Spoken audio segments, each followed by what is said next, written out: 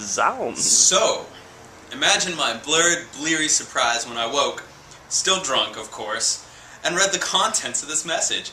I nearly spilled my rum runner. I considered sobering up to see if I was dreaming, but the truth of your statement struck me like a police baton. I have no interest in supplying an alternate version of any events, and I have been hitting the bottle too hard to realize the holidays are even approaching. Cheers.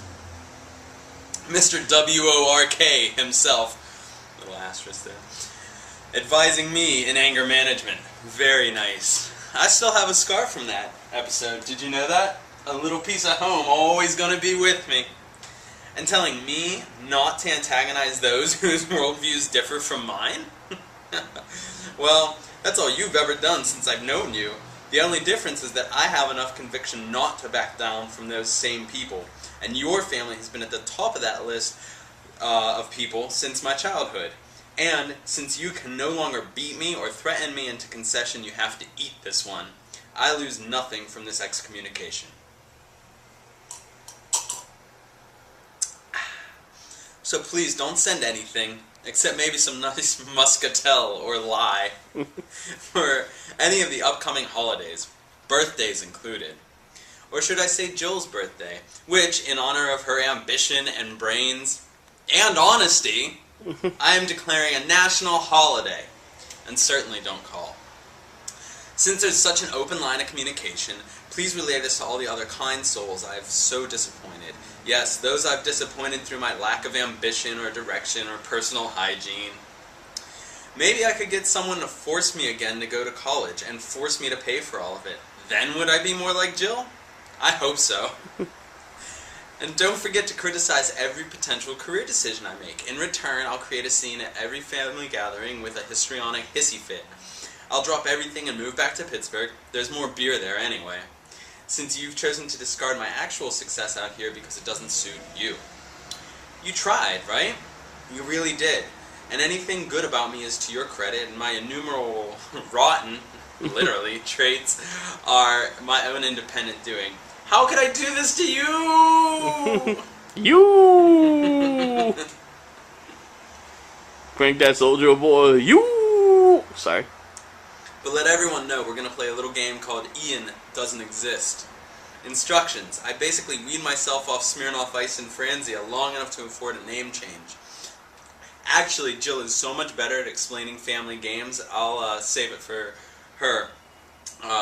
So let's save that for Christmas night. Just be careful not to disagree with her about how the bonus round is played. Zing! Zing. I'll miss having a family, I suppose.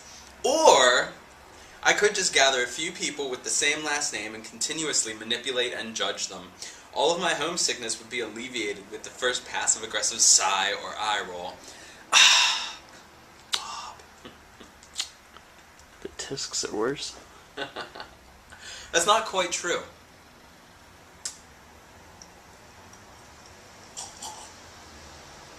I'm sorry to tell you, I still have a family and have built my life around people who believe and care about who I am,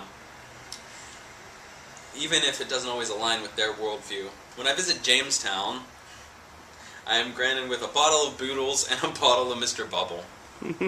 I'm sure you think Paul has a voodoo influence over my recent evil actions, because I'm not the same person I was when I was in Pittsburgh, when we had our weekly visits. And you knew that person so well, right?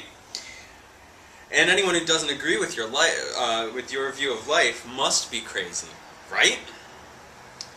Fine, he's the mad scientist and I am his creation, a stranger powered by belts of black velvet. There is no guilt here anymore. I have a life you don't have control over. Jill didn't earn a pass, and neither of you. One obligated gesture doesn't allow a lifetime of insufferable behavior. You all can't continue to tisk and second guess me. No sound effect. Guess. Though I smell like shit, I'm not taking yours. Whoa! It's like slam poetry.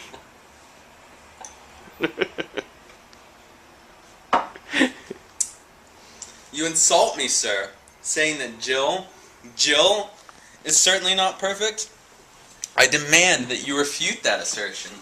She is the purest form of patience and altruism. In fact, I'm disappointed in this family's inability to fashion her a crown out of even the crudest mined carrots. You think I forget what happened this past February when Jill single-handedly and nobly swooped into Allegheny County lockup, ignoring the huge rip down the right-hand side of her superhero spandex, and actually pulled an inmate's penis from out of me? I've been too proud to thank her for it, and I still owe her all the money she paid and never once asked to be returned. You're right.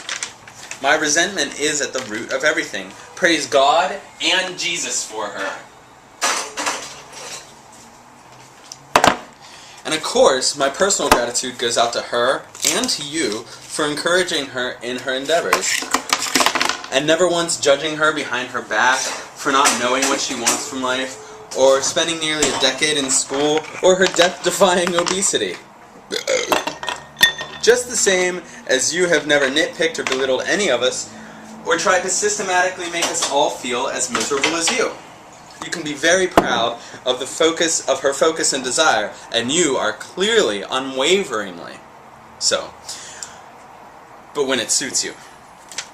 All your embarrassingly belated acknowledgement of my terror has shown me, by 6 weeks, is that you are hypocritical enough to really enjoy the Christian spirit of the holidays this year. To make it clear, I'm pointing out that you're as hypocritical and self-righteous as any Christian you've ever mocked. So please, say a prayer for me. Not a prayer to any God, of course. Pray to Jill for me, I beg of you. Oh, heavenly fatty who art in the kitchen, forgive us our trans fats and give us our daily bread. Or whatever's left of our daily bread when you're done. Oh. And when that lowing lament, that derisive moan echoes from the other room, Bob, why did you write that email? You drove him out of our lives. Grow a pair and let her know that the family is a wreck solely because of her, that she is far from exonerated of all the blame. Asking for forgiveness so I can come home for the holidays is the equivalent of laying down my year's salary for an earwig in my urethra. Oh! I love my drunken stupor and the skewed worldview it provides. Which brings this letter to a close, as I have to run to the liquor store for some more Wild Irish Rose. I may go rob a bank on the way. I haven't decided. I hope providing some half-assed defense for a mentally unstable leech is worth eliminating me from your lives, though I suspect it was merely the pretense and you wanted me and my peppermint schnapps-tainted breath out for good. Good. And I sincerely do mean it. Goodbye! P.S. You actually said I didn't earn a birthday.